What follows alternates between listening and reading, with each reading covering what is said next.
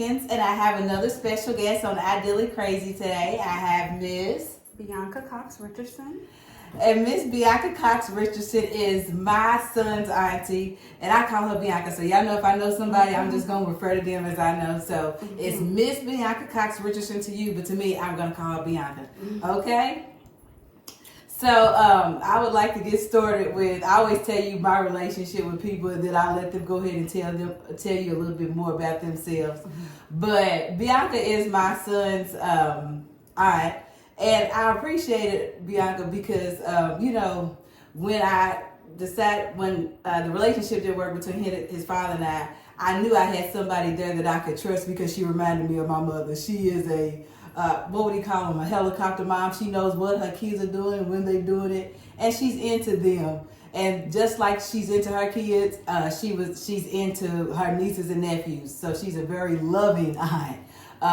The daycare, I don't know if you remember, but I was so scared to put Tez in daycare, and she referred a daycare to me that I put him in while I was he went for like a year while I was in nursing school. He only had to go for a couple of hours, but when she referred the daycare to me, I knew it was going to be a good daycare because I knew that she didn't accept anything but the best for her children.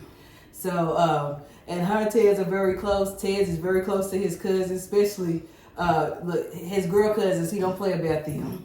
I remember he has a look, not talk about family, but her daughter is a very beautiful girl. And so one of his friends wanted to talk to her as the boys do, and he said, I told him don't talk to her. He said, we gonna fall out. And at least he knows. He told her the same thing. He said, yeah, and he wouldn't play because he don't play about his little sisters. He don't play about his cousins at all. He's very overprotective. But that's enough for me. I'll let her tell you a little bit about herself. Well, I'm Bianca. I am a newly empty nester. I'm an entrepreneur. I also work in HR, so my background is in HR. I've been doing that for almost over 18 years now. And I'm married to my high school sweetheart. Me and my hubby have been married. We'll be going on 18 years this year. So that's really about. And I have a doggy named Blue. It's like my baby. Yes. I have 2 children. Literally, I sent it. The empty nesting, honey. But yeah, I have a 22-year-old son, Eric Jr. He's doing his own thing right now, just doing what young adults do, trying to figure his stuff out. Really sweet, loving. It's my baby, animal. My first. And then I have a 19-year-old daughter, Anila. She's at UK. She's an engineering major, and she's in her sophomore year. So, and she's been doing great, handling her business and doing what she needs to do. So, yep, I have 2 kids, and I'm now an empty nester, so just trying to figure things out. And that was perfect. Her ending was perfect because guess what our first question is? Family life. What has the transition been like moving from raising children at home to becoming a new empty nester? Actually, it was hard at first. When Lil Eric went to school, Nala was still in the house. So when he went to college, it was like I cried because it's my baby, it's my boy. But when he came home, he went through his little transitions. And then, so Anila went to school. And so Eric has been home, but he hasn't been home. Because he's grown. Yeah, he's 22. He stays with his little girlfriend or whatever. And so it was like when we dropped her off last year, like, I'm not going to hold you. I cried every day. Like, I cried every day. Like, when I would come home from work, there was nobody there. My husband's, he's at work. It's just me and my dog. I'm used to coming home, having structure. I'm a very structured person. Schoolwork, baths, cooking, all the things. Like, I'm into my family. And so, like, when I first got home from work, I would be like, it's just me. Like, you know what I mean? And so, like, I literally I'll be watching TV and I'll just be crying. And then she'll FaceTime me and she'll be like, you been crying? And I'm like, no, but now I I enjoy being empty nester. I got over it. Like when she comes home during the summertime, I was like, girl, she's like, oh, I cannot wait to go back to school. I was like, honey, I can't wait for you to go back either. I ain't gonna hold you. Me? I'm telling you. But I be missing her when she's gone. I miss both of my children when they're not in my presence. But yeah, so she's been. It helps when you know that they're safe and you know they're doing what they're supposed to do. Absolutely. But it was hard. But now the transition is more so an individual journey for myself, for my husband as an individual, and for us as a couple because we started our family very young, right out of high school, not planned, and so we kind of just been family. Like we're not typical, we're not super old. We're only 41. I'll be 42 in November, but just trying to figure out the new normal for the both of us. So that's where we're at with it now. And I could absolutely see her like crying every day because, like I said, like she's like she's an A1 wife, but she's also an A1 mom, and like she's really like I said, I know I'm not a perfect mom. Nobody's a perfect mom. Yeah, I have plenty of things I can work on, honey. But I know what you're saying. I appreciate it. Honey. If I cut up daily, that's I just got kids that know. I got the kids that was meant for me. You know what I'm saying? So, and so I don't think that. To me, a good mom is somebody who, who cares about you. The love is, it's undeniable how much you love them. It's undeniable how much you care. You know what I'm saying? And we just people. And we were, like you said, both of us were young moms. But just watching your passion about them, it's always been about them. You can just been around them your whole life. You know what I'm saying? So now, like, your new normal has been like, okay. And I feel like it's kind of like a gift because when you've given so much and pretty much, we say we keep ourselves a priority, but sometimes it's kind of hard as a mom. I can tell you I haven't. Like, I've literally, like, Bianca was on the back burner. Like, I didn't care nothing about, I didn't focus on myself. It was mainly about my children, their safety, their happiness, their health, their, just the love. Making sure they come and feel like from a loving environment, things like that. So, but yeah.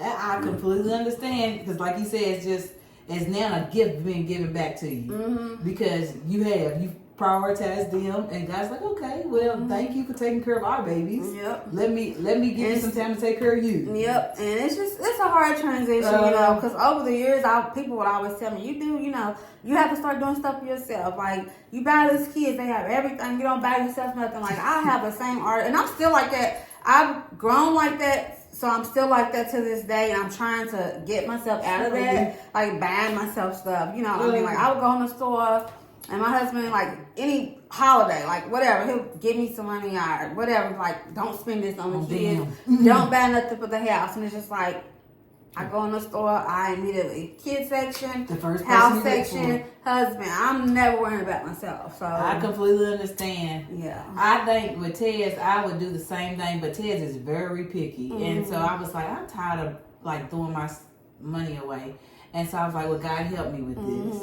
And so I was like, well, let me call him. Because, like you said, I normally, if I see it, I feel like he'll like it. I think my first mind when I go in is, what do they need? What do they need? And what I need kind of skips is, what do they need? And so I was like, well, let me call him. I took the time and called. I was like, do you want? He's like, nah, I ain't gonna worry. And I was like, okay. I said, you gotta let him be grown. But it is. It's kind of hard because that's who you always been. Because it's always been us, especially when it happens at a young age. Because I had little Tez at a young age. Yep.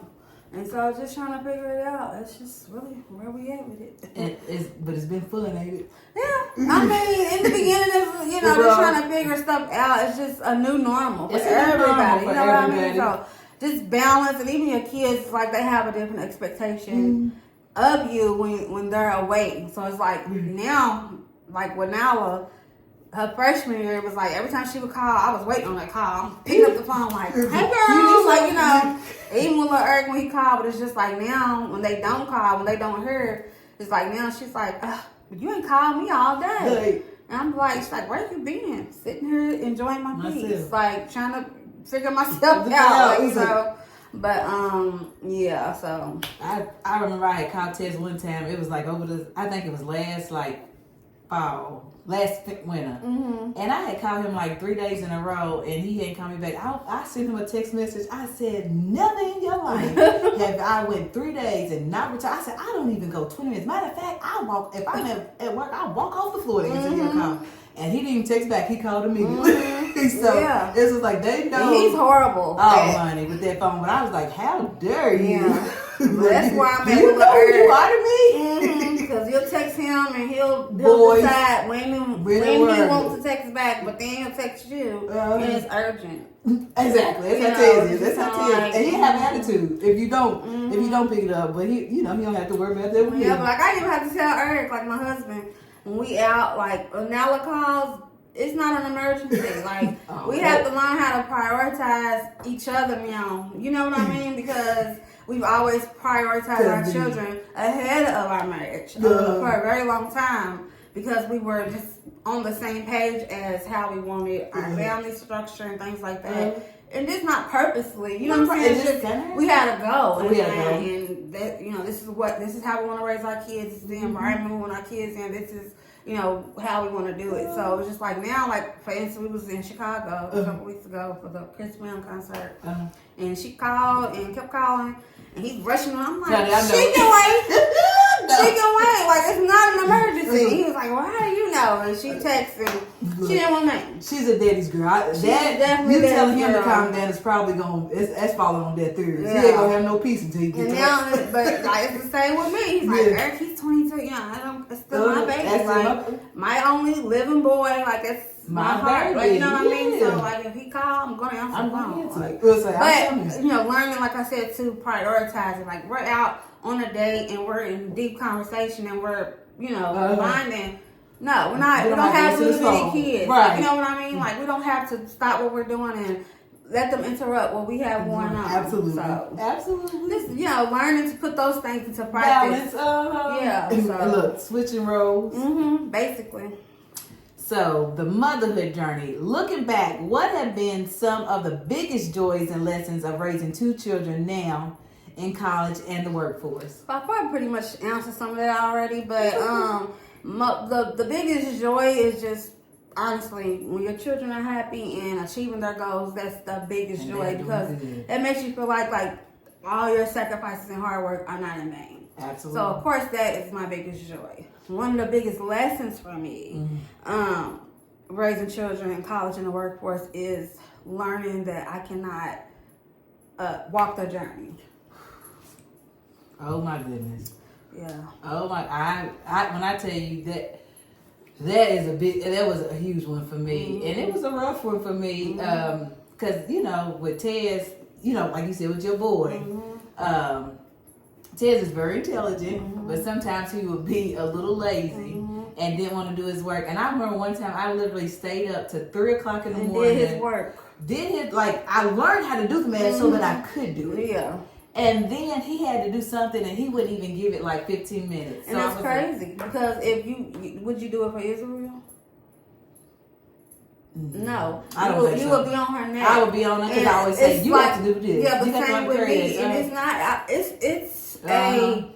It's something with our males, and it's not just African American males because I work for a staffing agency, and I see so many other race males, Latino males, Caucasian males coming into the office, and it's just something about their work ethic. They're late.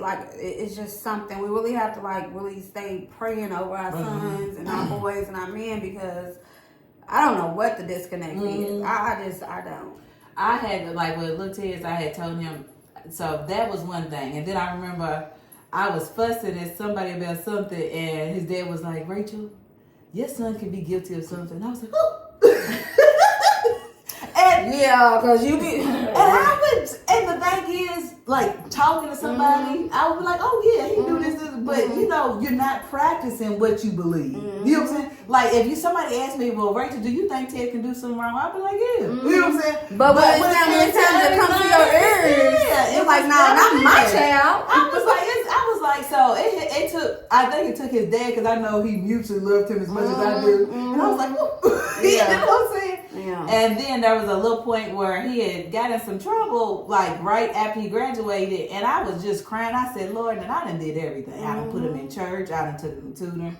I ain't gave up. You know what I'm saying? I done did everything. I pleaded. I prayed. I fasted.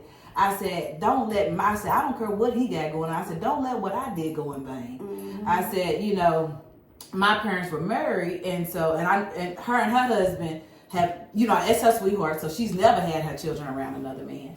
And so, and I was raised in a family where my parents, I had never been around anybody else, so it was a little bit difficult for me to date because I wanted to give them the same protection. I didn't want men coming in and out of their life. Like, he had been around my daughter's dad, but that was it. And so, I just was like, I kind of realized, like, sometimes how, and his dad has always been in his life, but how, like, sometimes me being a mom just being a little bit too much. And I said, well, Lord, help me. I said, help me to do less. And I just was on the cruise when we fell out, and I said, I was on my hands and knees, and I was crying. I said, Lord, don't let my efforts be in vain. And I remember, like, I always say, when you pray, expect God to talk back. He said, well, you're going to have to give him to me. And when he said that, it was like when I had dropped it off at a dorm, and I completely changed my behavior from that, because if I kept saving him, if I kept doing this, he was never going to learn. Never going to learn. And I always say a mother's job is to prepare their children for life. And as a single mother, as a woman, I want to produce a male that goes in his relationship and takes care of his woman, makes her feel safe. But how can I do that if I don't even allow him to carry his own weight? How will we ever be able to carry somebody else's? So I definitely see that. And like you said with our girls, like with Israel, I'm just like, it's supposed to be, she's decided to graduate early, and I've been on. I'm like, listen, you want to graduate early. I said, so I ain't got time to play with you. And I've been on her. I ain't play no games. We stay on our girls. I think it's because we're women, so we know and we know, like, I think we look at our past and be like, we wish we didn't do this, do that. So, like, we hold our daughters to a different standard, which is not always fair. I hold my daughters to a different standard, but as far as, like, fairness, they both, it's the same.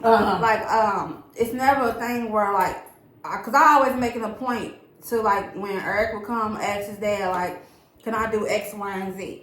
And before he would answer, I'd be like, before you answer that, make sure it's something that you're going to allow Nyla to do when she gets that age, because what we're not doing in this home is boys can do this. Boys can do this because you're a boy, and because you're a girl you can't, because I never thought that was a fair thing. So, like, no, in some instances, certain things. Like, you know what I mean? But it's not going to be the reason just because he's a boy. Like, I explain, certain things or whatever. It'd be safety for some things or whatever, but I'd be like, make sure, we was trying to figure out his curfew when he came from college.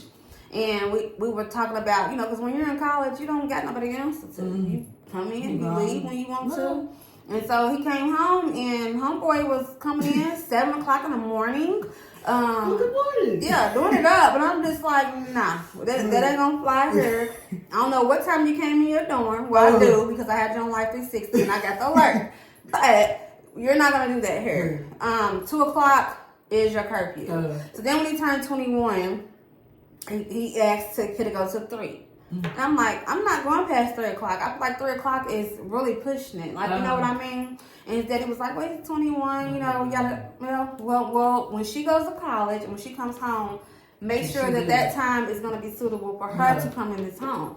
And guess where we're at now? She's in college, and we have the same problem. She came home. She's like, what time is my curfew? I said 1:30. Her daddy was like 12, and I'm like, his baby. No.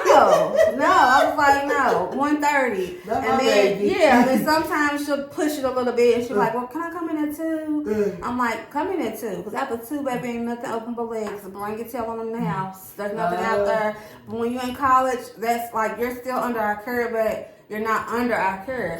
When you're laying your head here and like you're under our care, I need to know where you're at. Like, you know what I mean? So I got like 360.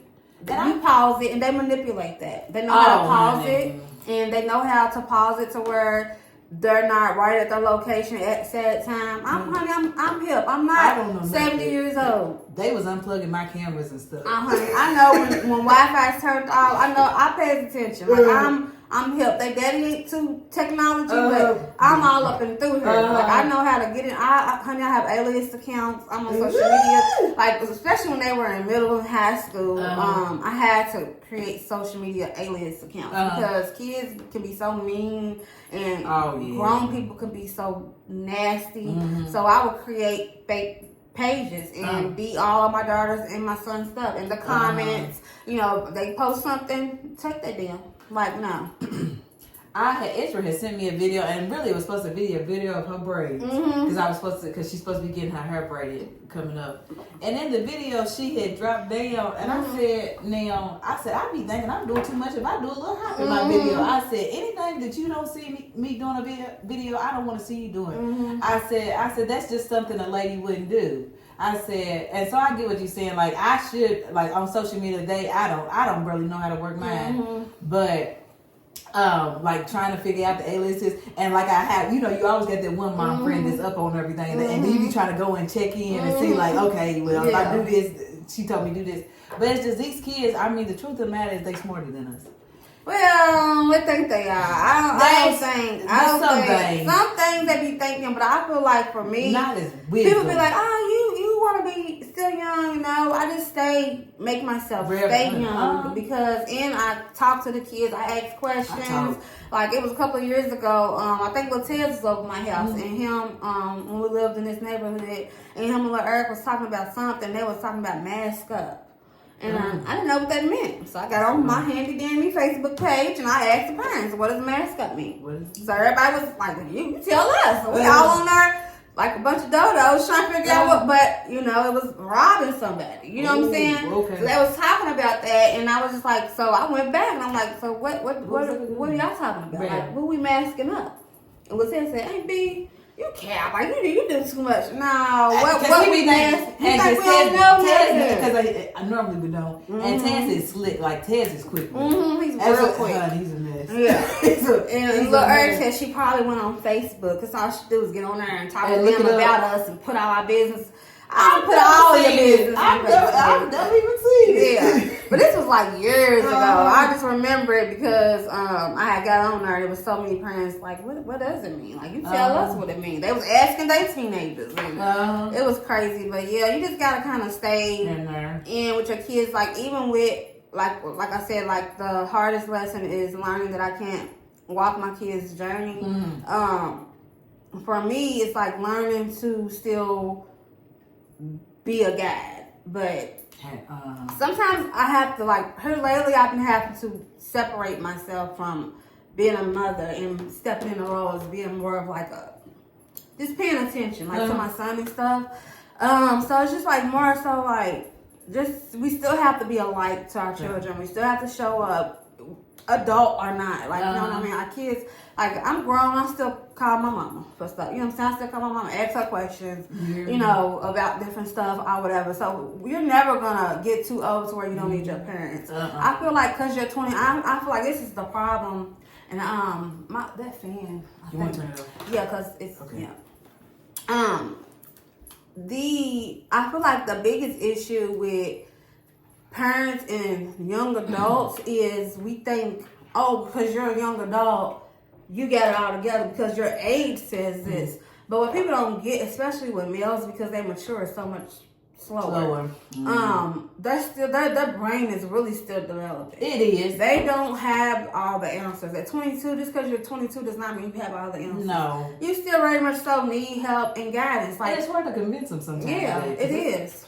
Because what me and Ted do a lot of talking, like when he comes home, and I know you said earlier, like sometimes when Lila comes home, he's like, I can't wait till you go back. And I feel the same way. It's like I love him home, I love him being here, but I know when he goes there, he's working on himself more. And so we have a lot of conversations, and sometimes I'm like, Tez, I would never tell you something that hurt you. I said one thing. I said anytime I'm telling you something, I said I need you to understand one thing. I said and keep it always the main thing. I said I'm on your side.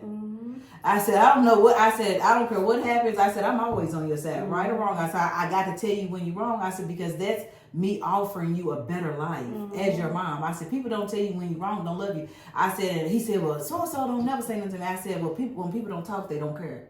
I said, because that's the first thing I do. I said, I stop talking when I don't care. I stop talking. I said, so you know that I care because I'm talking. And like you said, I said, here it is. I said, I'm one of those people, I want to know as much as I can. Mm-hmm. Yes, I know I still have to make my own decisions, but I love information. I love wisdom. Mm-hmm. Like, if you can spare me. Mm-hmm. You know what I'm saying? I'm not one of the people that, need to learn the hard way. Mm-hmm. And so I'm like always trying to give that to him. But have you always been like that though? Yes.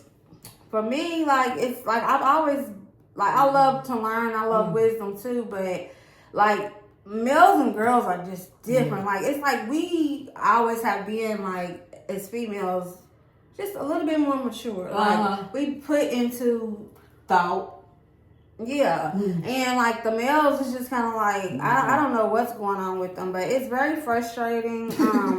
All you can do is really, like you said, give them back to God, lay them on the altar. And that's just where I'm at with it. Like, not even no more even caring to even talk about the negative, because what's stemming, like what's going to happen from that, like, you know what I mean? So it's more so like pray for you, like even when your child is at odds with you or whatever the case may be, they call and they're giving you that attitude and the one word.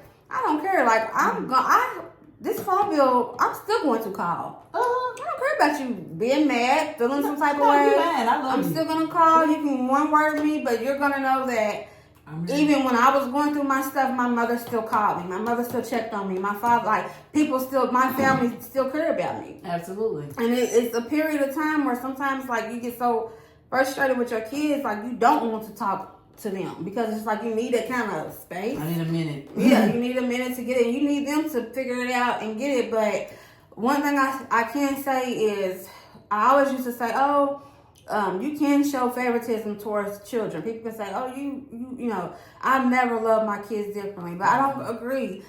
You can love your kids the same as in you'll die for your kids, you'll lay your life down for your children, or you'll drop everything for both equally. But you do have to love your kids differently. By who they are. Lil Eric is not a super affectionate kid. Like, he's very quiet, kind of reserved. To himself, keeps his business to himself. You don't really know, like, you literally have to pry things out of him. But he gets it honest, because my husband is the same way. So it's like, I already know how to handle him because I deal with it with his father. I've dealt with it for years. So with my daughter, it's a total opposite. Sometimes, especially now that she's older and she's in college, our relationship has really evolved, and I'm loving it because it's just like she's literally my mini me. Like it's my little best That's what you notice. That's what you start to see. You be like, this is me. I'm like she's so much like her dad in a lot of ways. Like as far as her work ethic, she's so smart. Both my kids are super intelligent. But Eric's so smart too. It's just like I said with the males, they get into this lazy stage where they don't want to apply themselves. Trying to find They their want passion. everything handed down to them. And it's just like, there's nothing wrong with you finding your passion, but I just hate that y'all wasting so much time that we're not promised by doing BS stuff. Like when I know in your heart, I know that you want to be out here being productive, but you can't pull yourself out of the slump. And I'm trying to help you get out of that slump, but you don't want to take the advice. So you have to stay there until you are ready to come out. And he's coming down. Yeah, he's coming down. Yeah. And you say one thing about it, and that's where you can rest assured because God won't let it go. He knows what you and your husband be.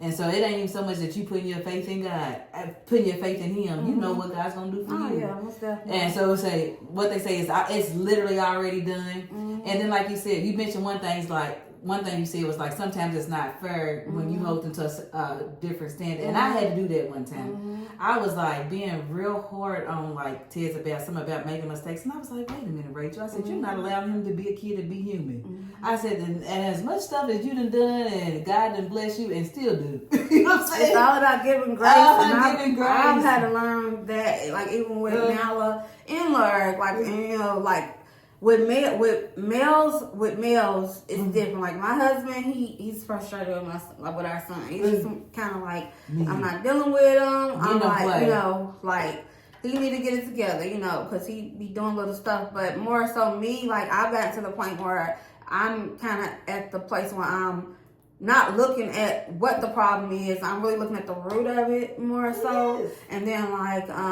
that's growth with me being in therapy. My therapist is helping a whole lot, with that or whatever. And then just being like giving grace. Like my daughter, And I was like, oh, why did you do that? And then I have to like, no. She's just a girl. Because like, we didn't have like 360. We didn't have social media. We didn't have so many adults in our young adult and kid business because of social media. They didn't know what we were doing. Thank God.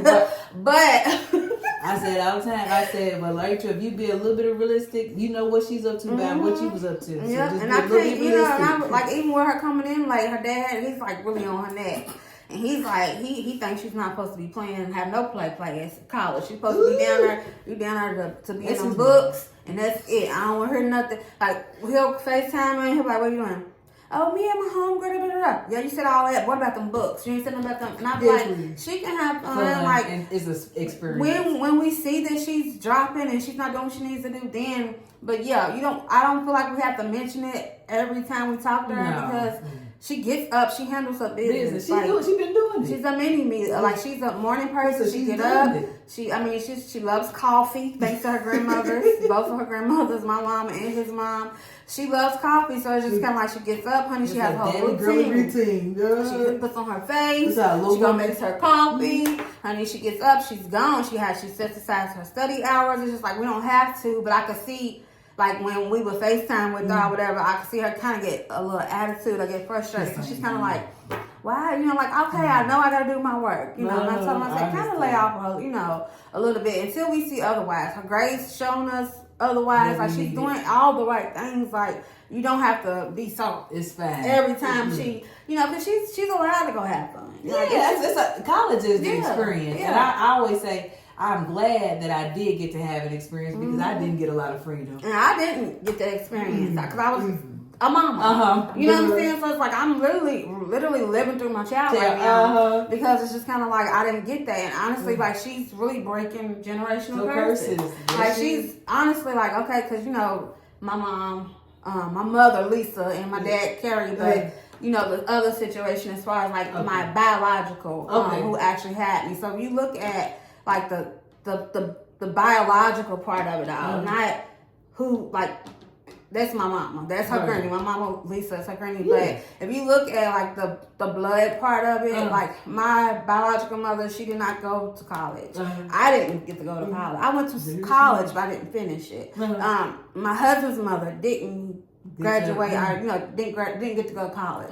So it's like she's like first generation. So that's super important, you know. Absolutely. Whatever, because she had kind of asked me the breakdown of it, and she was like, am I considered first generation? I was like, technically you are, you know what I mean? Because they have like programs and scholarships and stuff like that or whatever. But yeah, so she's doing that and just being supportive of her. Like even with my son, like he's breaking generational curses too, and it's just like I want him to understand how important those types of things are, because if you don't pay attention to stuff like that, like stuff can carry on from generation to generation if you're not instilling the right things in your children, in your family, like praying the right prayers, like instilling the right things. And you know, of course, it's a lot of things that I wish that we could have did differently with our children. But this is where we at now, so it's just about what you do now, moving forward. They turned out well. Yeah, they like I said, even with him like in his transition. You know, trying to figure his stuff out. He's not out here bribing nobody. He's still a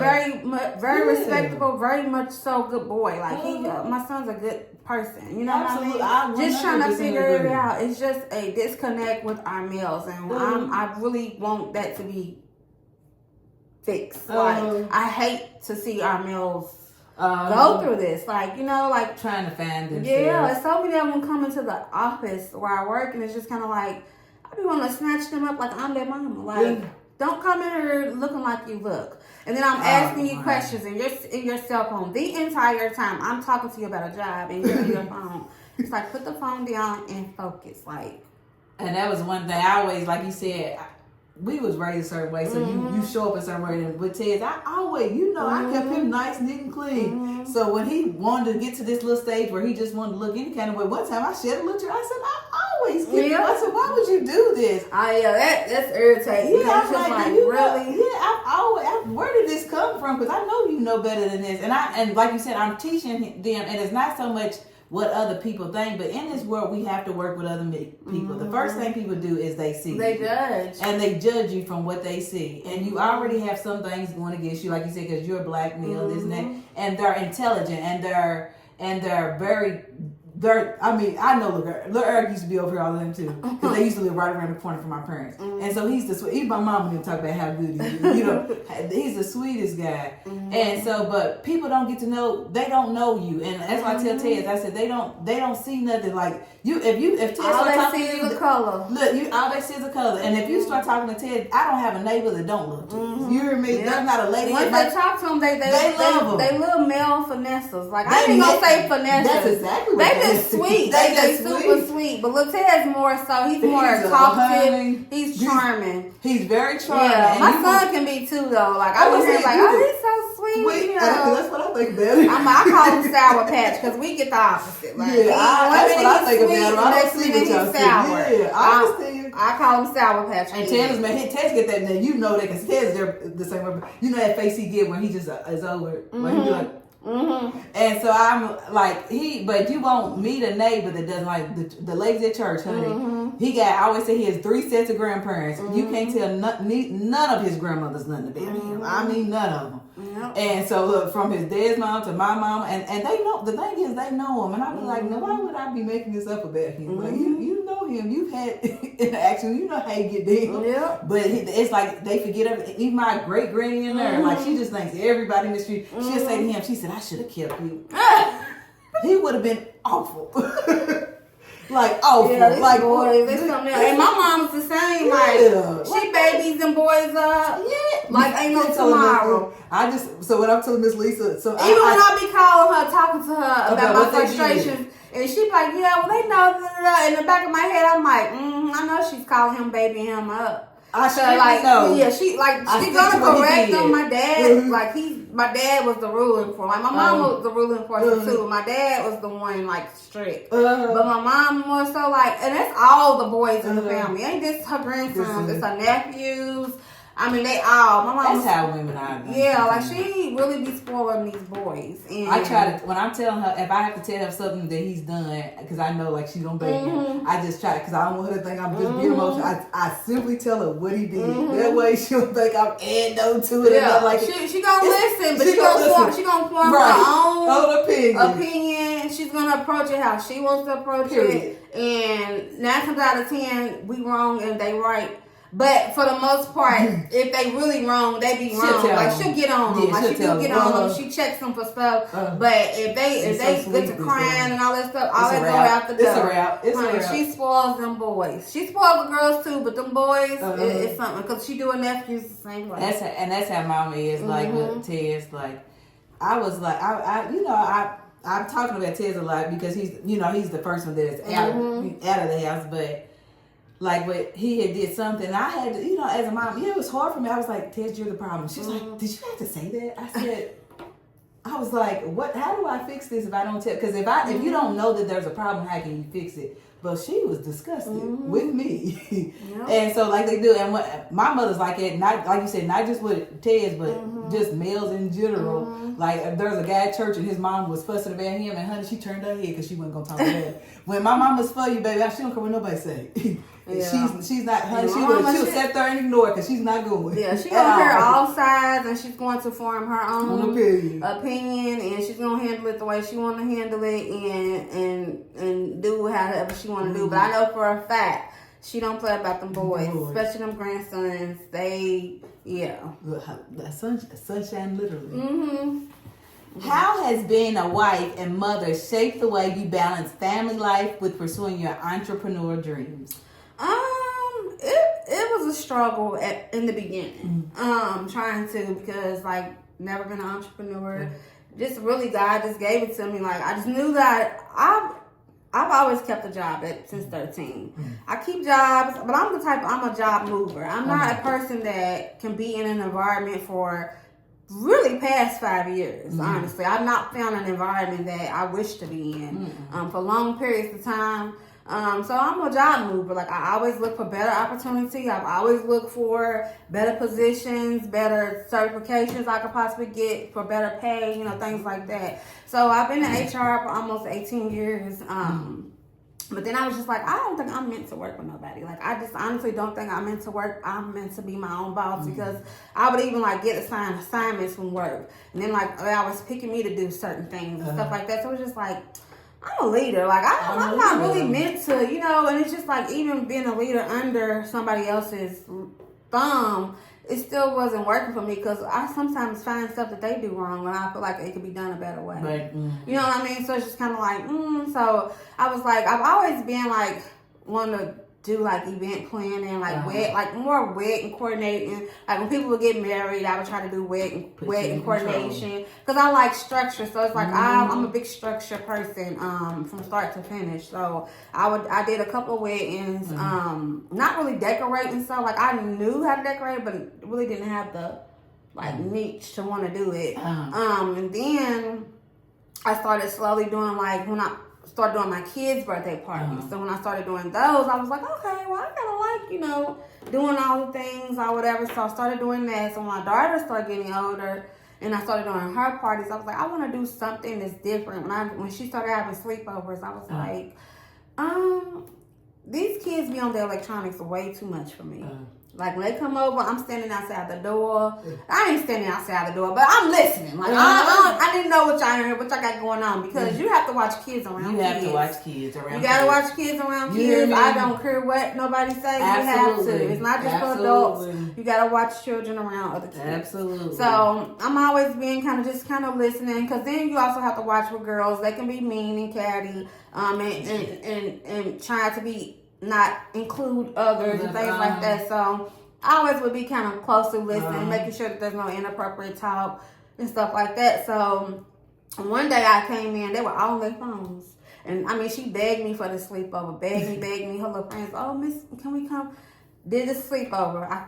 I didn't hear nothing. They all in the room. I said, oh, no, hand me the phone. These board games, get to it. Like, let's do some board games, do something like, I remember my sleepovers. I used to love sleepovers. Back in the day, birthday parties were not a big, extravagant thing. You get your sheet cake, you get your 3 flavor ice creams, your juice, and you get your hot dogs, and some chips, and that was a birthday party. And we enjoyed it. Like, you know what I mean? But I remember to play with each other. Yeah, but I remember sleepovers being like something that I enjoyed. I remember my sleepovers when I was a kid. So it was like, I want to do something on the sleepover side, but I want to make it a luxurious type of thing. So I started looking up different ways, And so then I was like, well, maybe if it's like a tent, but you dress the tent up. And so then I started Googling tent parties and our camping parties, and then glamping started coming up, but it was just like outdoor glamping. So it was like the bigger tents and stuff like that. So then I was like, well, I want something more where I can do it in the home. Maybe go put up a tent, like if they have tall ceilings or whatever. So I just kept researching. Nothing was popping up. And then so I found a company, but it was in the UK, all the way in the UK. And I seen what they were doing. I was like, this is exactly what I want to do. But I didn't like the tents that they made their own, and they were kind of like this, like A-frame, like a triangle, and it looked kind of claustrophobic to me because you literally have to get in the bed and just scoot, like slide yourself in this hole. Like if you was a turnover, you done. And then I also wanted to consider all kids aren't small. Like some kids are bigger. You know what I mean? So I don't want a kid to feel no type of way because they can't fit in this little hole. Absolutely. So I was like, I want to do something different. So I was like, well, maybe Teepees. So like an image had came up of like an Indian teepee, but it was like the big tall ones. And I was like, maybe I can get a play tent. So I started Googling teepees and Amazon, so I ordered some, and I didn't like the quality. I was like, no, these are cheap, they're thin, I just don't like them. So then I started Googling somebody that makes them. Couldn't find nobody in Louisville, Kentucky, nowhere. Finally found me somebody. She was just starting her business where she made tents. And she was like, yeah, I'm just starting out. I want to sell them all over.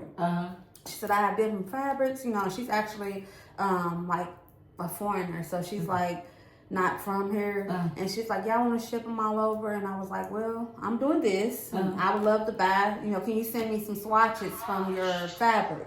So she sent me all of her the fabrics, and the material was so thick and so I just loved it. So I was like, okay, I want to do it. I was like, I want to order 5 to start. I want to see it in person, like once they're constructed. And when she sent me those, I was like, it's it. So I ended up purchasing an additional 15 from her. So that actually put her business on, like boosted her. So she was like, yeah, because you bought so many in bulk and you helped me out, and you helped me out a lot, I want to... I'm gonna lock you in at this rate. Okay. So she's like, I will be going up on my pricing. She's like, once I get, she's like, but you won't never have to pay past what we agreed to. So she kind of locked me in at a rate, and I just started it and went from there. So I'm the first in Kentucky. I've been in business 7 years. Absolutely. I'll be 8 years in April next year, but. So we're the first in Kentucky. We also had somebody actually buy into our company to start Inner Sparkle in Georgia, which she's not doing anything with. She does have little bitty kids, but that's something that I did go over, and I specifically mentioned it I don't know how many times. When you have little bitty kids trying to do this, it's a lot of work. Like, it's not something that, but she was adamant, and she can do it, and it just didn't work out. So right now she's holding on to her inventory because she overestimated her ability in balancing. Because it's a balance. It happens in business. Yeah, and I definitely wouldn't have been able to do this business as effectively if my children were small. Especially being the type of parent that you are. Because we know what it takes. Like, I would like to say, like, taking advice from my parents and stuff like that. Some things you do know because I've been at this. My kids are grown. I've been at this stage, so I might not give you the perfect thing, but I can kind of tell you a little bit because I've been in it 10 toes down in parenthood, and so some things in business, like when somebody's telling you something, I like to listen because they do know what they're talking about. Because what was so dope about you is that it's coming from a mom and a wife. And I've got my kids in this stage. And what I love about doing these interviews, that's something you said, but you've said so many things, like just in this one question, and I'm going to go back over them that I think were important. Because part of what Ideally Crazy is about is encouraging you and extracting the wisdom of others who have gone before you, especially in our entrepreneurs, especially in our people who have been successful leaders and different things like that. But one of the first things she mentioned on this question is how she doesn't stay in a job a long place. And I laugh because I'm just like that. Like she said 5 years, but I really don't like to stay anywhere over 2 to 2.5 years.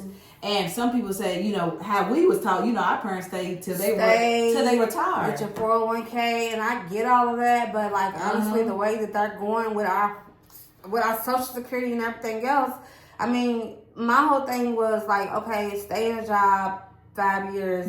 I'll stay in a job if I'm being paid my worth. If I'm putting in the work and I'm not being compensated, and then it's always equating to education because I don't have a degree, but you don't need my education when you're asking me to take on your task. Right. So I don't understand what the issue is. I always say, and even the studies have shown that you're losing out on such a percentage of money when you don't move within that time. And they tell you to move within 3 to 5 years. Because that's when you're getting your raises. And so when I go into a job, because I know that I go into the job knowing and looking to learn, and I'm like, Lord, what is it that you want me to pick up in this position? And another thing is, like you said, I like being my own boss. I don't like being stuck in one building. I like to bounce around. For today I've been up. I didn't go to bed till 3:00 last night. Staying up with my daughter because she asked me to stay up while she did her hair, and I did it because it's just me and her. Yeah. And then I got up, and when she had to go to school, I dropped off at school, and I ain't been to bed since. I mean, I've literally been running. But like I told my daddy, I said, we prayed. I instead of worried about what I have to do, I asked the Lord to give me strength. And so just having to bounce and do what I need to do to, take care of my family. And we just knowing those little things. But I listened to you say that, and that was very important. that she said. So no, now I'm not saying if you want to stay at your job 20 years and you found something that you like to do it. But no, and it's probably the smarter thing to do, but it's just for me, it's just like I don't, and I've honestly every job. Well, for some people, it's for some people because they don't want it. Yeah, they get in those positions and they actually get paid their work. So when it's time to get those raises and those bonuses, they're actually getting compensated for the work that they're putting in. But I've not had that because when it comes time to that, they always want to equate it to a degree. And like being in this crazy because for me to be in the HR and I know how the calculator goes, the wage calculator goes. It's like for y'all to even tell me that to my face when I know that it's not just based on that. It's not. It's not. And it's just kind of like, but I can't say every position that I have advanced to, I have end up making more money. Like every position. That's why I never move backwards. And and also I always say that because sometimes there's God pulling you. I always say, listen to the way that you feel, and I don't mean like I don't feel like one of it, but there's something and it's your way of God saying there's more. There's more. So it's not even wrong. And we've been taught that if we don't move like everybody moves, then we're wrong. But it's not. There's some God's like I got some in. He made, like I said in one of my other videos, He made you that way, and so He's pulling you out. I said this job, I won't so much stay for the job part, but I love people. And once I get used to the people, my last job, I love them. I'm still missing them. And but what He knows the things it takes me to move. And if you, when it comes to my money and when it comes to my time, I'm constantly assessing, is this working for me and my family? And nothing comes before my family. You know what I'm saying? When I say, when God said charity begins at home, I mean that. You know what I'm saying? And I'm a die by that sword. Yeah. It don't I'm like there. that too. Like, and that's another thing too. Like, if it was something with my kids, it's either I'm going to leave work and miss work, or my husband's going to leave work and miss work. And he's the provider, so I'm going to be the one to miss work. And make sure, because honestly, I want to be the person to show up for my kids and when they need me in different situations and stuff like that. So that has kind of been the thing. But you also got to be smart. And in some of the jobs, I did probably move hastily, but you have that wisdom comes with age. So at my 41-year-old self now, do I think that like if I find a position that I want to be in, will I retire from it? Probably. Yeah. Because at this age, I don't want to keep moving around jobs. You know what I mean? But I also quit my job that I was doing well at to pursue my entrepreneurship full time 7 years ago. And when I quit my job, it just the events that happened right after that with grief from my mother, my mother-in-law passed and things like that, it just didn't play out that way. So trying to be 100% with my business and then being hit with an obstacle, not an obstacle, but grief. You know what I mean? Absolutely. So it's just kind of like, that kind of threw a wrench. Like, they tell you make plans, but it's not what God has planned. So I had a whole plan. I quit my job, put my notice in correctly, did everything the right way. Got paid out from all my... But it was just kind of like to do this full time, and then we had tragedy hit us. So I never really got to take all that passion that I had when I left that job to put it into my business because, just trying to be a wife and mother in tragedy. Like, you know what I mean? Be a support system. It's a lot. So, absolutely. Yeah, but just more so like just trying to just figure out where I want to be in entrepreneurship. When I started the Teepees, it was not supposed to be a full-time thing. Like, it wasn't going to be the end thing. Right. That wasn't even what I was supposed to be doing. Like, that was something I was going to add to what I wanted to do. So the original thing that I was going to do costs way more overhead. The Teepees, don't cost no overhead because it's just me and my husband. Right. Outside of the, my storages and stuff like that I have to pay for monthly. But, so I'm just kind of like getting ready to pivot. I'm not going to be doing Teepees. Last year I announced that I wasn't doing them in 2025. Okay.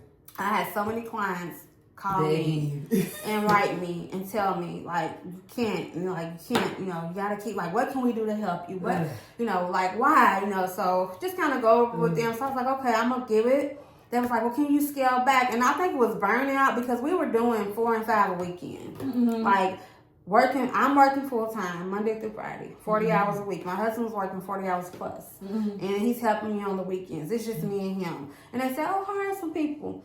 everybody don't work like you do. No. It was hard for me to find people that really cared the way I cared. That, you know, then you got to think about it. The type of clients that I have like a really, like a lot of successful type of clients that are inviting us into their home. So that kind of made me hesitant because it's like you can't trust everybody. So it's kind of like, you know, these people are trusting me. I don't know them going into their home, so I don't know what I'm walking to going into their houses. It's like I'm trusting them just as much as they trusted me. So it's kind of like I don't feel comfortable hiring people to go into these homes, and I felt like I still had to be present because it was just like, because some people, just depending on your background, you may or may not experience certain environments. And I didn't want it to be a thing where, you know, if you went into a certain environment and it wasn't something you were used to, not feel uncomfortable, but just make them feel uncomfortable because you're gawking. Or you know what I'm saying? Like, everybody don't know how to act local. Everybody don't have decorum. You know what I mean? So for me, it was just kind of like, it was like a no for me. So then it was like, okay, just do kids. You know, teenagers. So I had me an intern.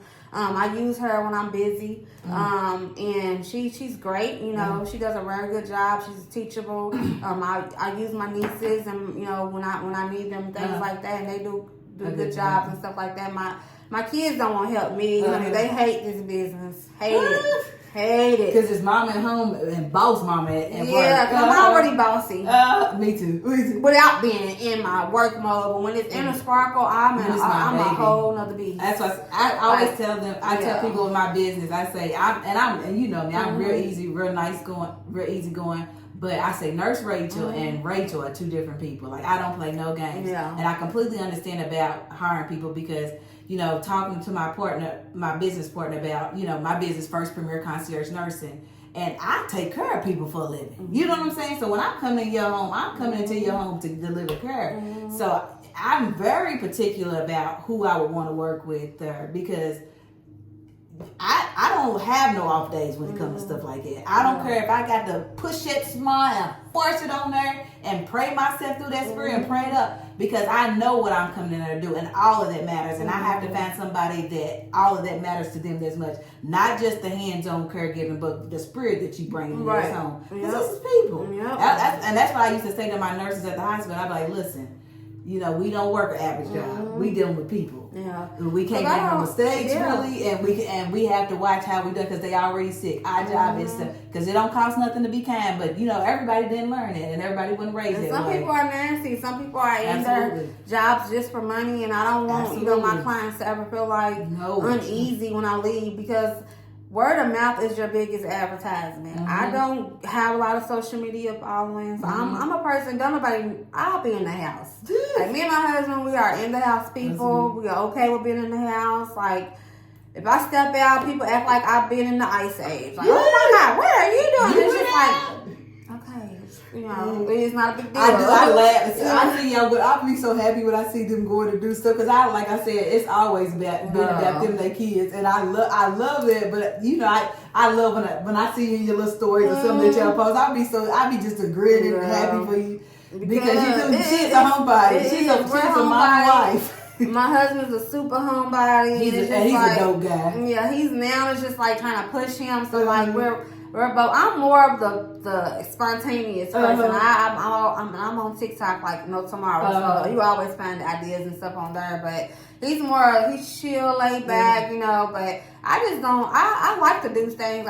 It's not a lot of things to do in Louisville. I hate going out here, like, you know what I mean? But if we go somewhere, like we go out of town, we in the streets, we out. Like, we outside. We have a ball outside of town. But just like her, it's just not for me. I'm not I'm not knocking nobody else, but it's just not me. I don't drink. So it's just like, you know, I might have a lemon drop, a glass of wine, but I'm not a drinker. Throwing back, it burns my stomach. It's just not. I really don't like the taste of liquor. Yeah, it's not the environment for me. Like, you know what I mean? So I'm more of an aesthetics girl. I like to go somewhere and have a cute, classy cocktail. I like to get dressed up. Yeah, get cute. That's what I like to do. You know, good conversation, nice little cute appetizers, and cute plates. And be back home in the bed by 9. I don't have to be out in the wee hours in these clubs 2 and 3, and it's just like there's nothing out here for me.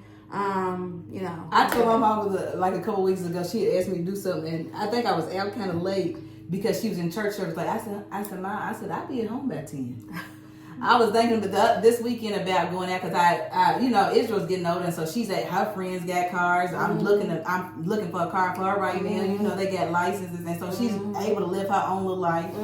And so I was like, well, should I go out? I said, and I thought, like you said, I thought to myself, ain't nothing out here for me. I said, I don't want to be out here.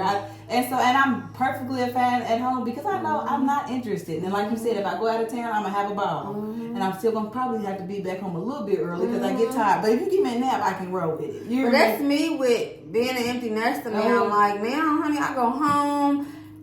Now they think I'm at home bored. Everybody think, you at home, you with your kids. Honey, I'm on here. I'm cooking. I got this music up. Me and Blue, we having Blue's looking at me, twerking my behind off. Like I'm in. You hear me? I have a ball. Doing me, like dancing my behind off, just doing me, enjoying my me time. And doing me, like especially when I'm working and people are in my ear 24/8 at work. Like I like to come home. I don't like to answer no phone. I don't like to talk on the phone. I just like to sit with myself. Sit with my dog. Sometimes I get in my word. Lately I've been picking up my Bible more, the physical Bible, because I find when I try to do it from my phone, I end up on social media.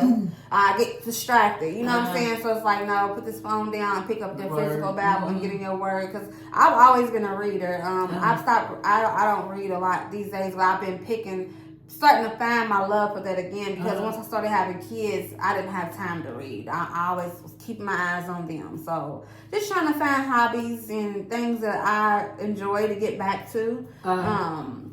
And stuff like that. Like even with cooking, I cook 3 meals a day for these kids. And this husband of mine, it's like, now, what are you cooking today? Nope, I'm not cooking. I'll cook something for him to take to lunch, but I enjoy going home. Sometimes I might just eat me a ham sandwich, turkey sandwich, and go to bed. Now you can. I don't have to worry about 3-course meals and all of that for other people. Like I'll cook, but when I go home, I'm not rushed to cook. Like if I know my husband needs lunch and I don't really want to eat food, I'm going to cook it before I go to bed, but I don't have to do it as soon as I get home. So I love him. So when she was home in the summertime, she was like, y'all don't cook no more? Ain't no food in here? Y'all don't go to the grocery store? I mean, what am I supposed to eat? I can't home to eat. And it's just like, so that I was a little annoyed the first part of the summer because I felt like I was being forced into a role, that I was enjoying not having to do. And then I got to talking to other moms that was like, you're not obligated to cook your college kids every single day because they also too are learning how to be independent. So there's nothing wrong with you providing the groceries, but they're capable. We get it. You want to get mom's home cooked certain dishes and stuff, and I don't mind that. But I'm not cooking every single day. I don't want to do that. I tell Israel now. I said, Izzy, there are people that are 8 years old having to cook full meals for their family. I said, then I done went out, I done bought it. I said, especially when I buy stuff that all you had to do is put it in the oven and, set a timer. I said, you can do it. I said, help me to help you. I said, I'm just one, I'm just one person.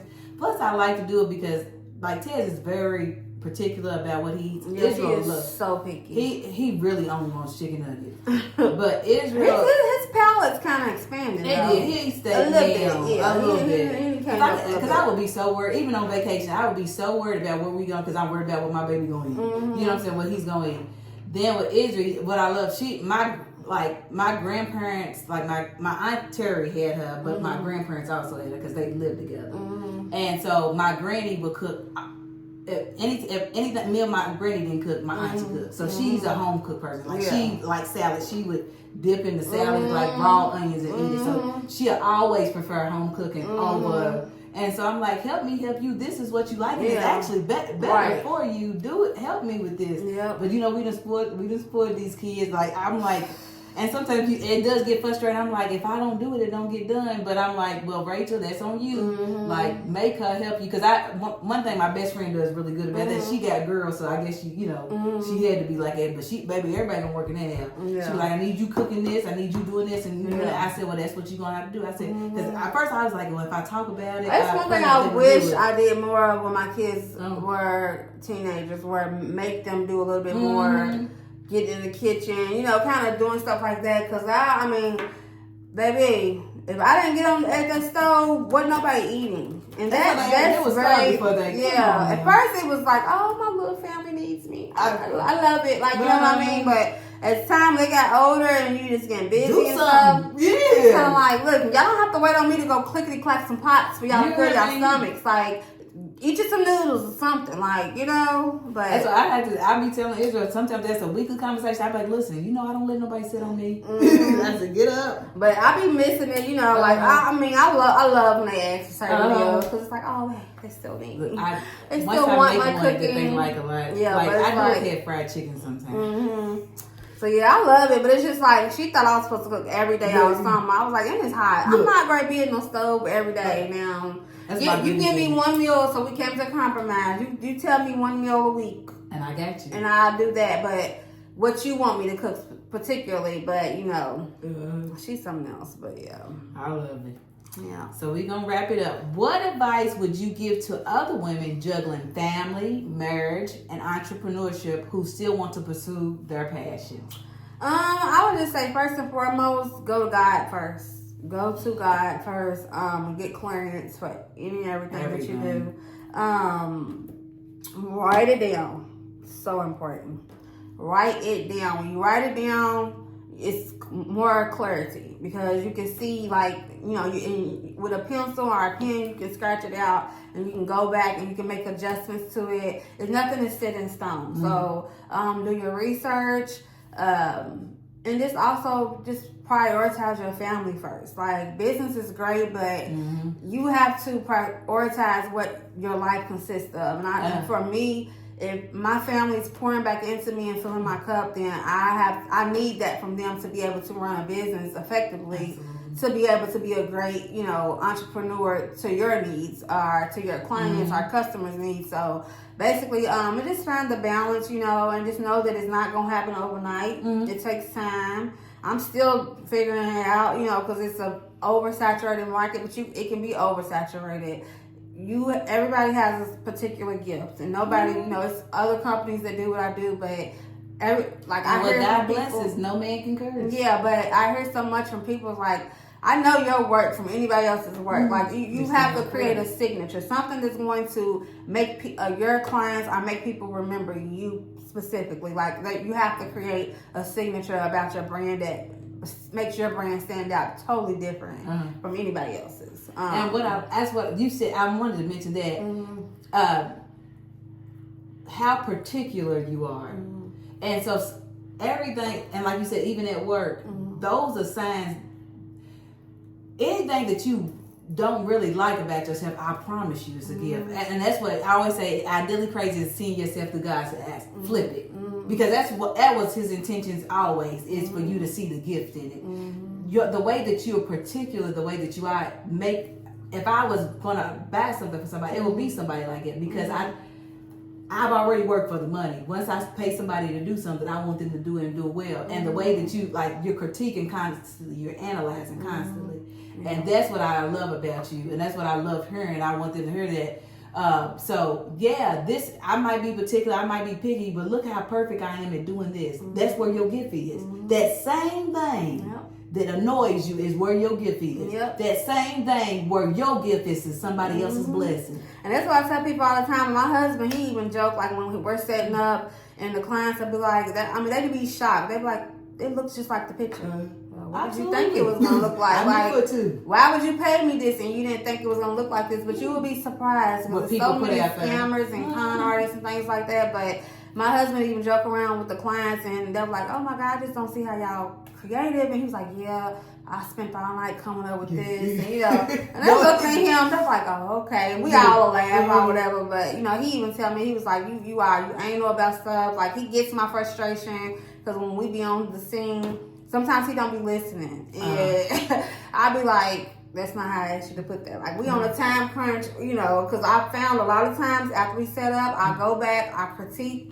I look at the pictures I posted, and I find 30 things that are wrong. And I'm upset immediately because I'm just like, now I posted this. I'm not happy with this, how, you know.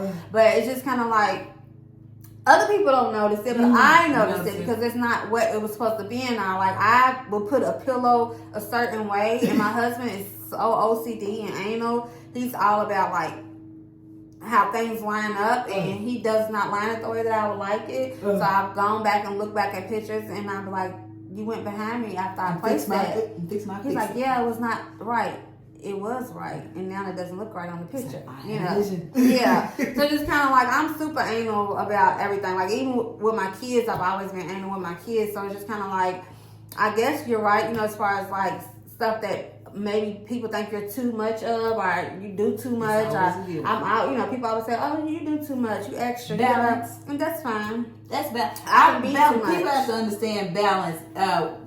Everything has balance, and if it don't make no sense. And I love when people can see me for me and love me, like, and they don't think that, you know, my being extra is nothing wrong. They love me more for it. Like, I like it. I love, like, you know, and then I just tell people, like, I can't help it. Like, I'm very anal about a lot of things. They just know, like, if it's coming from her, she means exactly what she's saying right now. And she's not playing. So, like, I even had a girlfriend that went to help me do a setup, and she was like, girl, I can't work with you. That's it. She said, you strict. You strict over here in a sparkle. I said, Nurse Rachel and Rachel are two different people. I don't play no. Now with my patients, I'm very loving and kind, but what I like, the quality of care that I expect from me and my caregivers is up here, which means it ain't just gonna be okay with me. It's not just no. It's like no. No, because at the end of the day, your name is behind it. It's my brand, I love it. My name. So when something's wrong or you're doing something that's not right, when people are talking about Inner Sparkle, they're not talking about you. They're talking about Inner Sparkle. So if if I hire somebody to go into somebody's house and you're coming in the house and you're just not, you're wandering around, you're not focusing on the work and you're too focused on people's possessions and things like that, that make people feel uncomfortable. Or if you come in and you're not, you don't have manners and you're just not carrying yourself the way that you should. When people go, how was the party? Well, the setup was great, but this, I don't want it to ever be a but because I work too hard for it not to be a but. You know what I mean? Like, and I do feel like my background in human resources has helped me with structuring. Absolutely. And just how, like, basically creating SOPs. Like, I create my own SOPs for Inner Sparkle. I have a process on how to do things from start to finish. That's the HR plan. Yeah. And that's two things that I wanted to bring up that you said. The first thing you said was put God in everything. And that's what, like, that's one thing me and my best friend, we drill our kids all the time. Because I didn't always put him first. I didn't always seek him first.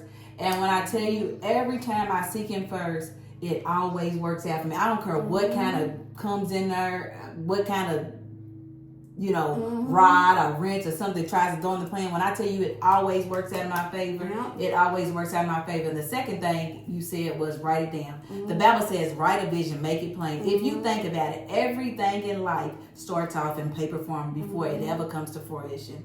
From the blueprint of a house, so it starts out, and what it is a plan, because you're not always. One of the girls that I work with in Miami, when I first started my first concierge nursing business, she said, "You know what? We're new to this." She said, and what I love about it is, she said, we adjust. She said, well, we don't like it, we go through this and we change, but when you got a plan, where to, there's at least some structure where, okay, this ain't working, I need to do this. This pricing ain't working, I need to do this. And so that plan, writing it down, get used to journaling. So I say they introduce you to writing things down and planning in the beginning. They give you little agendas. Encourage your children to write those things. I always encourage my children. I say a lot of times when I'm writing stuff down, one, I'm just not, even day to day, I'm not just running all over the place. And when you have a lot to manage, I need to know what comes next. I don't have time to be running back and forth because I don't have time to waste. Because time is the most valuable asset that I have. Super time. And it's, if it ain't costing me, it's costing somebody else, and I can't afford that. But those are two things that you just mentioned there that I thought were very important. And that's just from trial and error for myself. Absolutely. Because of course when I started it, went to God about it, kept God, but as humans, and just when life gets busy and when business is like I said, I was doing 4 and 5 weekends, just super booked, but it got to the point where it was taking me away from God. Like I wasn't going to church on Sundays because my business is on the weekend. So if I'm doing 4 parties a weekend, and then my husband works like literally getting up on a Friday, Saturday morning getting off, and then sleeping for an hour, getting up, helping me swing parties, and we're out till 5, 6, 7, 8, 9 o'clock at night doing parties, and it was like taking me away from church. Like my kids weren't going to church. You know, my husband like trying to push him into his relationship and like going to church and things. So I just started noticing certain things started happening. And it was just kind of like, okay. So then it just got to a point where you get overwhelmed and stressed out. So it's like, God's not going to give you nothing, give you no business idea. He's not going to put you nowhere that's going to take you away from him. Absolutely. So that's when I was like, okay, you know, when I announced that I wasn't going to do them no more, I was like, I feel like, you know, I kind of went outside of the wheel, you know? So it's kind of like, okay, what are you going to do? So I said, I'm not going to do tents no more. 2025, I'm done. I know that's right. So I said, you know what? It's not about what you want to do. Like, you really, truly need to go to God about it. So I went to God about it. And so I reduced my bookings back to 3. So I only do 3 parties a month. I don't care. It's 3. That's it, and that's all. And so I'm able to go back to God, you know, go back to church, go to church on Sundays, do things that, you know, focus on my family, you know, things like that. Because, 2, I feel like I missed a lot of moments of my kids' teenage years because we were always, the last 7 years, gone every weekend doing parties. And it's kind of like, I'm my boss. Like, nobody's making the schedule for me. I'm taking these bookings. Doing this to myself. I'm doing this to myself. And this doesn't make sense. Like, you know what I'm saying? What are you doing? It's not worth the money if you're stressed and you don't have time to do nothing. Like, we didn't have time for date nights. We didn't have time to do nothing. Like, we went from doing stuff with our kids every weekend to not doing nothing with our kids because we out and about. You know what I'm saying? Doing these parties. Just trying to make a way for our family. You know what I mean? But like I said, it's not going to be easy. But if you keep God first, you'll do it the right way. You'll do it the right way, and it'll save you a whole bunch of unnecessary trial and error. Because I feel like I've wasted. I probably should have. And honestly, here's the thing. Like, God told me, I kid you not, back right after COVID, to sell my business. Okay. And I wasn't listening. I was like, I'm good. That ain't what he's saying. You know what I'm saying? Because I had just started doing the picnics. So I had already got the picnic tables built for my business before COVID. Right. I had them built from somebody in Tennessee. So when COVID hit, he was like, well, we can meet with the mask on. I'm going to meet you halfway, give you your tables.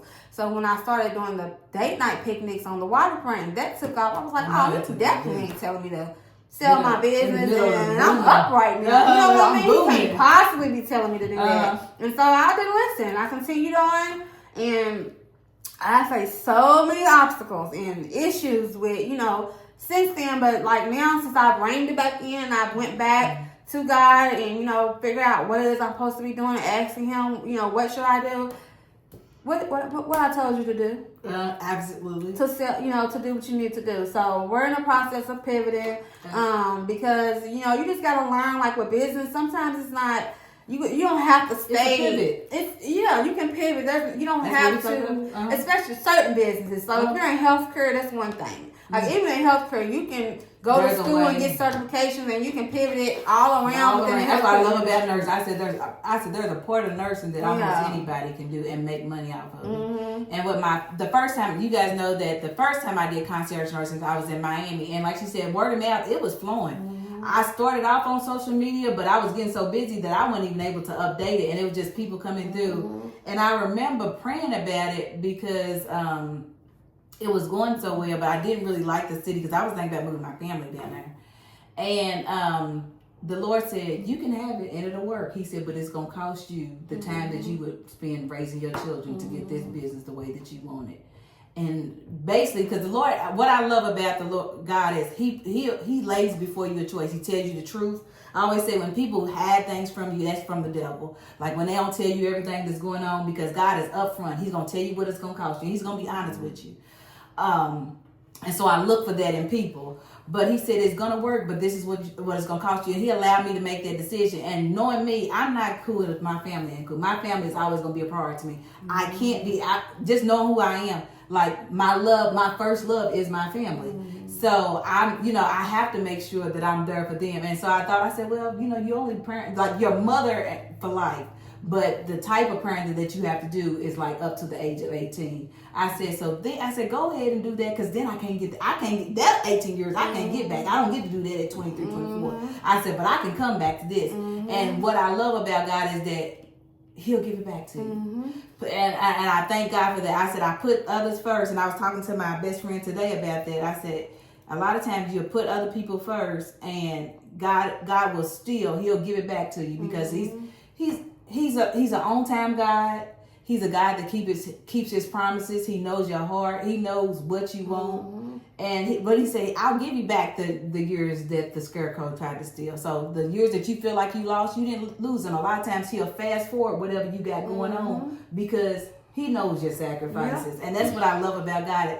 He looks on the man. So people, Bishop T.D. Jakes always says that people know what you did, but God knows why you did it. And that matters. Because everybody's situation is the same. That's what keeps me so open-minded and not judgmental, is because what I do know from my mother being a therapist is there is a why. I might not, even if you tell me, I might not understand the why, but I know there is a why, and I know that's why you did it. Yep, and that's where just pretty much where we're at with it now. And then it's also not just, like, I'm in a partnership with my husband. Absolutely. So, like, it's not just about my dreams either. You know, Absolutely. He, in the beginning, right before tragedy, he got his real estate. Then he worked so hard. He worked so hard. He's always been a hard worker. Absolutely. I have, like, the most hard workingest man. He's such a hard worker. But he got his real estate license, and then, tragedy struck, so he didn't really get to jump into his real estate the way he wanted to. He tried, but it just wasn't working, with the stage we were. So it's just kind of like, too, I feel like now I'm enjoying, like, we're able to, like, God, the where we're at now, it all makes sense. Like, it's like He told me this for a reason, because it's just kind of like, your kids is going to be gone. Like, this, you all need to focus on each other right now. So this is where we're at. So, and we've been enjoying life with each other. And, and that's just where we're at right now. Just figuring each other out, relearning one another, you know what I mean? Because when you are with somebody from high school till adulthood, and things change over time, and then especially if you are present parents and your family is family time, like we put family. So it's been quite fun trying to figure each other out. And I love it. So we've been having a good time, and just trying to figure it out, planning our year, traveling, doing whatever. But I don't want to no longer, as much as I love my business, I love being a creative designer and things like that, I don't want it to take me outside of things that really matter the most. Absolutely. I want to spread sparkle to everybody's home. Absolutely. I love spreading sparkle. I love leaving sparkle. But, that can't be more important than my home. Absolutely. And what's going on in my home. So it's just kind of like, I'm to a point where now I'm okay with the 3 bookings, but it's not working out for me just doing sleepovers. So the idea that originally was given to me, I'm working on that right now. I love it. So I built clients, and now I have an extensive list of clients that, because it's already set up. Yeah, and because they know how I rock, they're waiting on me. And they tell me, you're not going to, the last time, don't delete your page. I'm not going to delete it. It'll just be switched to my new venture. Yeah, absolutely. But you already built that one up. So it's like it's like your name is everything. And if you put that standard out there and people know how you rock, they're going to rock with you. Like, I got clients, that don't never post. I don't get business from social media. I get business from my clients. Like, they literally bring me business. Like, I kid you not. And it's so crazy, because it's like, that's when people, like, literally speaking your name in rooms that you ain't even in. God doing what He said He was going to do. I'll get people to call and be like, oh, such and such did a party from you 3 years ago, and I saved it.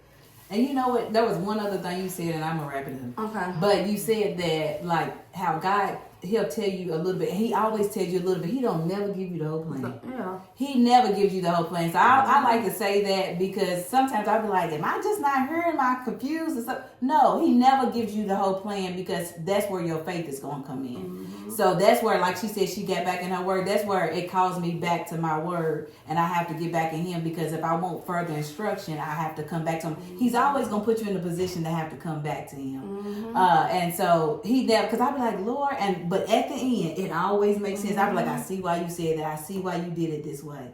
And so, and what it's supposed to do eventually is build up your trust and faith in him, so it becomes easier and easier to do. I talked to you guys about liking going walking, but what I do is, there was a prophet in Babylon, his name was Elijah, and one thing he said, Lord, I'm your humble servant, speak. I always say that when you pray, you're talking to God, but he talks back. If you ask him, you should be seeking for an answer. And so I go to the park, and when I walk, for some reason, it clears my mind, and I can hear him clearly. And I'm getting direction for that. So I always laugh. I say, but this little walk, I'm not jogging nothing. It might be good for my cardiovascular, but as far as like burning calories, it's not. And I'm not there for that. I'm literally there for my mind and my cardiovascular. But really, it's been more of a, God, I'm your humble servant. Speak, Lord. I'm listening. And so, pretty much every person I brought on here has had a strong relationship with Christ, has had a strong will to want to be in his will.